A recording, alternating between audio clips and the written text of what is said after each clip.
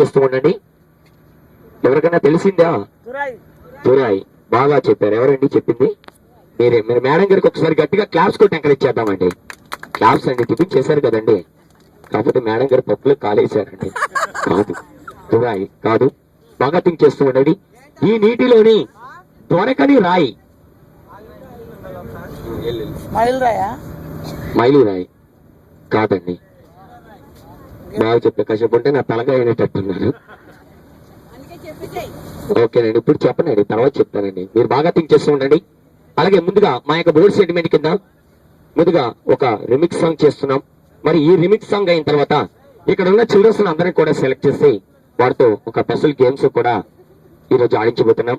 మరి చిల్డ్రన్స్ పంపించాల్సిన పూర్తి బాధ్యత పేరెంట్స్ దే కాబట్టి ప్రతి ఒక్కరు కూడా ఎంకరేజ్ చేస్తూ పంపించాలండి. మరి చిల్డ్రన్స్ కానీ ఎవరైతే పంపించారో మరి ఈ రోజు పేరెంట్స్ వచ్చి డాన్స్ చేస్తారు. మరి చిల్డ్రన్స్ వస్తారో పేరెంట్స్ వస్తారో మరి ఈ సాంగ్ అయ్యే లోపల మీరే డిసైడ్ మేడం. ఓకేనండి, ఈ సాంగ్ అయ్యే లోపల మీరే డిసైడ్ చేసుకోండి. అంటే అలా కాదు కదండి, అంటే పంపించే పోతేనండి మేడం గారు. లేదులేండి.